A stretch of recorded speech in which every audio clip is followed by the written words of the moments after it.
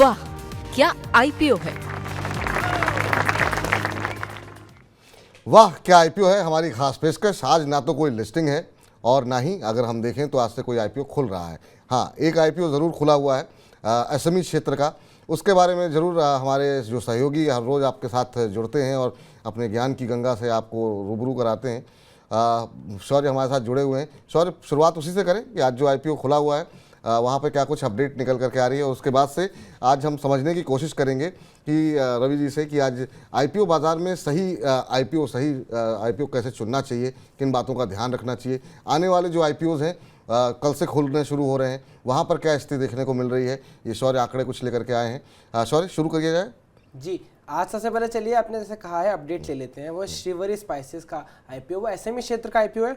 आज वो खुला है वह, और उसमें अच्छी खासी तेज़ी देखने को मिल रही है। वो 200 गुना ज़्यादा सब्सक्राइब हो चुका है। एग्जैक्ट देखें तो 209 टाइम्स सब्सक्राइब हो चुका है। लेकिन इसमें देखें तो मैक्सिमम सेगमेंट सब्सक्रिप्शन का है वो रिटेल का ही है। रिटेल ने 279 टाइम्स सब्सक्राइब करा है और क्यूआईबी ने 18 टाइम्स सब्सक्राइब करा है। लेकिन जो एनआईआई है उन्होंने 300 गुना ज़्यादा सब्सक्राइब इसको कर रखा है। और एक बात ध्यान देने का, आखिरी दिन है तो आखिरी कुछ घंटे हैं तो देखना पड़ेगा कैसे आगे निकल के आएगी। वहीं अगर जीएमपी की बात करें तो जीएमपी भी इसका सही चल रहा है। 42 रुपीज़ का आईपीओ प्राइस है, 22 रुपीज़ का जीएमपी है, तो 52 रुपीज़ के प्रीमियम पर है लिस्टिंग दिखा रहा है। चलिए, तो प्रीमियम जो दिखा रहा है अभी वो तो काफ़ी अच्छा दिखा रहा है, लेकिन साइज़ बहुत छोटा है सर। बहुत कम ब्रोकरेज हाउसेस की तरफ से कोई रिकमेंडेशंस यहाँ पर निकल करके आई हैं। कल भी हमारे साथ जो एक्सपर्ट थे उन्होंने कहा कि अब इतने छोटे आईपीओ को क्या टिप्पणी करें। आप कोई टिप्पणी करना चाहेंगे या इसको अभी अवॉइड ही करना चाहेंगे? Srivari spices and foods. देखिए विपुल जी, जब भी कोई ऐसे आईपीओ आते हैं, कंपनी बहुत उम्मीद के साथ वो आईपीओ लेकर आती है, इन्वेस्टर को बेनिफिट हो, कंपनी के ग्रोथ प्रोस्पेक्ट्स को बेनिफिट हो, तो मुझे ऐसा लगता है कि जो इसके अभी तक फंडामेंटल मैंने देखे हैं तो लिस्टिंग गेन तो आपको मिल सकता है लॉन्ग टर्म के लिए, भले आप जो भी सोचे। और प्राइस बैंड जो है वो मुझे काफी हद तक जो है वो अंडरटोन दिखाई देता है। तो मुझे ऐसा लगता है सिर्फ लिस्टिंग गेन के लिए जरूर रिस्क लिया जा सकता है, और लिस्टिंग गेन मिलने के बाद तो फिर प्रॉफिट ही प्रॉफिट है। तो लिस्टिंग गेन के लिए अप्लाई कर सकते हैं आप यहाँ पर, और यहाँ पर अच्छे रिटर्न की उम्मीद कर सकते हैं। हालांकि लॉन्ग टर्म के लिए भी आप अवॉइड करें। यहाँ पर दिलीप दावड़ा जी की भी राय अभी हम चला रहे थे, उनकी तरफ से भी यहाँ पर अप्लाई करने की ही सलाह दी जा रही है। और सब्सक्रिप्शन के आंकड़े भी काफ़ी शानदार देखने को मिल रहे हैं। और अब क्या कुछ आंकड़े लेकर के आए हैं सॉरी, आप जरा पहले आप बताइए, उसके बाद से चर्चा को आगे बढ़ाते हैं। जी, आज ऐसे देखिए तो हमने जो अभी तक आईपीओ आ रहे हैं प्राइमरी मार्केट में, उसमें एक चीज़ देखिए कि एक तो कोई आईपीओ ऐसा नहीं आ रहा जिसका साइज बहुत बड़ा हो, नॉर्मल साइज के आईपीओ देखने को मिल रहे हैं। दूसरा एक इंटरेस्टिंग फैक्ट ये है कि कई आईपीओ ने अपने साइज को कट करा है। जैसे टीवीएस सप्लाई चेन का आईपीओ कल से आ जाएगा, वो पहले 5,000 करोड़ का आईपीओ साइज था, फिर उसे कम करके 1,200 करोड़ का कर दिया। ऐसे फीडबैक फाइनेंशियल के साइज को कम करा था 1,700 करोड़ से 1,200 करोड़। एसपीएससी फाइनेंस के आईपीओ को भी पहले 1,600 करोड़ का था, से 1,025 करोड़ का आईपीओ किया गया है। तो और इसके साथ साथ देखिए जो बड़े बड़े आईपीओ हैं जिनका आने का है उनका भी पता नहीं। जैसे ओयो का है, ओयो 400 से 600 मिलियन डॉलर्स रेज करने को देख रही है, उसका आईपीओ कब आएगा भी पता नहीं है। टाटा टेक्नोलॉजीज जो है उसे कह रहे हैं 2,500 से 3,000 करोड़ का आईपीओ हो सकता है, उसका नहीं पता। ओयो का अगर देखें तो इंडियन टर्म में वो 3,500 से 5,000 करोड़ का आईपीओ होएगा, उसका भी कुछ आइडिया नहीं है। एफकॉन इंफ्रास्ट्रक्चर जो है वो 8,000 करोड़ का आईपीओ के साइज की बात हो रही है, लेकिन अभी नहीं निकल के आएगा, इसका कुछ आइडिया नहीं। और अभी एक और रिपोर्ट आई थी कि अगस्त में जो टोटल आईपीओ आने वाले ना, क्यूमुलेटिव वैल्यू सारे मिला के सिर्फ 8,000 करोड़ रुपए है। तो ये सोचने वाली बात है कि आईपीओ में इतने छोटे साइज के क्यों आ रहे हैं, बड़े आईपीओ अपने आपको डिले क्यों कर रहे हैं। और इसके साथ एक और क्वेश्चन बनता है, वो ये कि हमने कई आईपीओ में देखा है, आइडिया, फोर्ज है, साइन की लिस्टिंग बहुत ज़्यादा प्रीमियम पर हुई है। तो उसमें सोचने वाली बात है कि कंपनियां इतना ज़्यादा कंजर्वेटिव लेवल पर प्राइसिंग क्यों कर रही हैं, क्योंकि वो कंपनी जिन्होंने भी आईपीओ अच्छा लिस्टिंग मिला है वो भी और प्राइस रेज कर सकती थी पैसा, अगर उन्होंने हायर प्राइस पे अपने आईपीओ को लेके आती। इन तमाम प्रश्नों के उत्तर रवि जी से लेते हैं। और वैसे जो आपने कहा कि कंपनियां ऐसा क्यों कर रही हैं, तो मुझे लगता है दूध का जला छाछ भी फूक फूक के पीता है। 2021 में निवेशकों ने जो हाथ जलाए थे उसके बाद से हमने देखा कि लोग आईपीओ के नाम से ही डरने लगे, क्योंकि आज भी बहुत लोगों के पास एलआईसी पड़ा हुआ है। सवाल आते रहते हैं कि सर क्या करें। लोगों के पास जोमेटो जिस भाव पे लिया था, हालांकि अब तो काफ़ी रिकवर कर गया, लेकिन फिर भी अभी भी जो है अपने हायर लेवल से जो है वो नीचे। पेटीएम का भी देख लिया ऐसे ही, पेटीएम की भी स्थिति ऐसे ही देखने को मिली। तो शायद मुझे लगता है इसलिए से भी वैल्यूएशन को लेकर उस समय जो चिंताएं थी वो कंपनियां एक अप्रोच के साथ ऐसे चल रही हैं। लेकिन रवि जी, आपसे जानना चाहेंगे, रिटर्न भी अच्छे मिल रहे हैं, सब्सक्रिप्शन के आंकड़े काफ़ी शानदार देखने को मिल रहे हैं, लेकिन जो बड़े आईपीओज हैं वो इतना टल क्यों रहे हैं? क्या अभी भी कंपनियों को ये भरोसा नहीं है कि लोग हाथों हाथ लेंगे या नहीं लेंगे, या वैल्यूएशन को लेकर डर लग रहा है। छोटे छोटे आईपीओ तो आ रहे हैं, लेकिन जो बड़े आईपीओ आने हैं उसको लेकर के अभी भी वो बेहतर स्थिति का जो है वो इंतजार कर रहे हैं। और आज एक अर्न्स्ट एंड यंग की एक बड़ी अच्छी रिपोर्ट आई सर, वो भी अपने दर्शकों को बता दें कि दुनिया भर में जो है भारत के जो प्राइमरी मार्केट है आईपीओ जो सबसे की वैल्यू जो आ रहे हैं वो सबसे ज़्यादा आए हैं। तो दुनिया भर में जो इस समय मंदी देखने को मिल रही है, तो इसके कारण से हम देख रहे हैं कि भारत का आईपीओ मार्केट को आईपीओ आने के एसएमई और मेन बोर्ड मिला करके वो नंबर 1 पे भारत है और प्रोसेसिंग के मामले में 8वें नंबर पे है। ओवरऑल आपकी टिप्पणी सर आईपीओ मार्केट पे।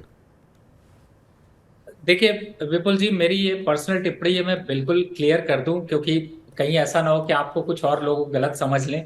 सबसे बड़ी बात है, मैं जो अपनी एनालिसिस करता हूं उसमें मैं एक चीज समझ पाया कि जब बड़े आईपीओ आते हैं तो उसमें इकोनॉमी को लेकर के काफी एनालिसिस किया जाता है। छोटे आईपीओ तो सब्सक्राइब हो जाते हैं, लेकिन बड़े आईपीओ को सब्सक्राइब करने के लिए काफी दमखम चाहिए होता है। और अभी इस समय इकोनॉमिक ग्रोथ को देखते हैं तो कहीं ना कहीं से थोड़ी चिंताएं हैं। अब छोटे आईपीओ क्यों सक्सेसफुल हो रहे हैं एमएसएमईज के लिए? प्रधानमंत्री जी ने इतनी स्कीम्स लॉन्च कर रखी, इतना इजी विंडो दे रखा है कि अब यहां पर एसएमईज का दमखम जो है वो दिखाई देना शुरू हुआ है। तो मुझे ऐसा लगता है कि यहां पर जो मेजर चेंजेस हैं वो यही हैं कि छोटे आईपीओ और एसएमई सेक्टर के सपोर्ट जो गवर्नमेंट दे रही है उसका।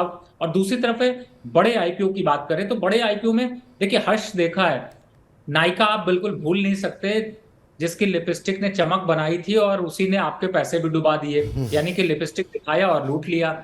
अब पेटीएम जो आप इस्तेमाल करते हैं उसने भी बड़े सपने दिखाए और बड़ा चूना लगाया। तो इस टाइप के जो कॉन्फिडेंस है वो लूज कर देता है।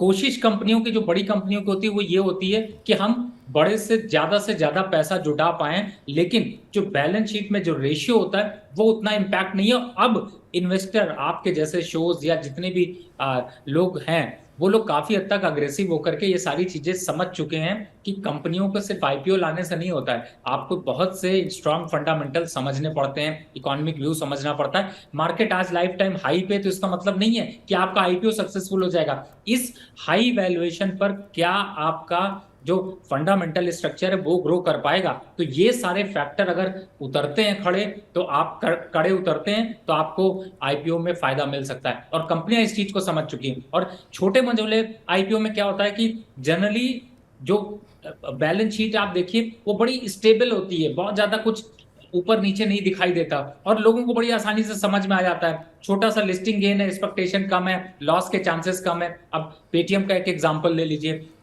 1900 की लिस्टिंग 800-700 रुपए रह गई, 50-100% अगर देखा जाए तो पैसा साफ ही हो गया। तो जो छोटे आईपीओ उनमें कितना गिरता है, 20% 30% की गिरावट होती और वो भी रिकवर हो जाती। तो रिस्क रिवॉर्ड रेशियो भी यहाँ पर थोड़ा चेंज हुआ है, जिसकी वजह से आईपीओ का ये सेंटीमेंट बदल रहा है। जी, एक बहुत छोटी सी टिप्पणी सर आपसे जानना चाहेंगे यहाँ पर, और वो ये जानना चाहेंगे कि चूंकि आपने बहुत विस्तार पूर्वक हमारे दर्शकों को कई बार बताया है कि आईपीओ चुनने से पहले किस बातों का ध्यान रखें, क्योंकि अब अगले हफ्ते फिर इसी हफ्ते कल से जो है एक नया आईपीओ खुल रहा है और बहुत सारे आईपीओ पाइपलाइन में हैं, जिसके बारे में अभी शौर्य भी बता रहे थे।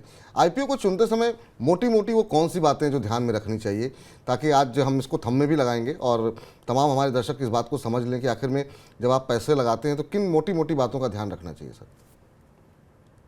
देखिए, मैं बहुत लंबी चौड़ी लिस्ट लेके नहीं बैठता, क्योंकि मुझे बहुत सिंपल लोगों को बताने की जरूरत है। तो सबसे पहला जो कंडीशन है वो यही है कि शौर्य और विपुल जी के रिकमेंडेशन को फॉलो करिए। सारी कैलकुलेशन यहाँ मिलती नंबर 1।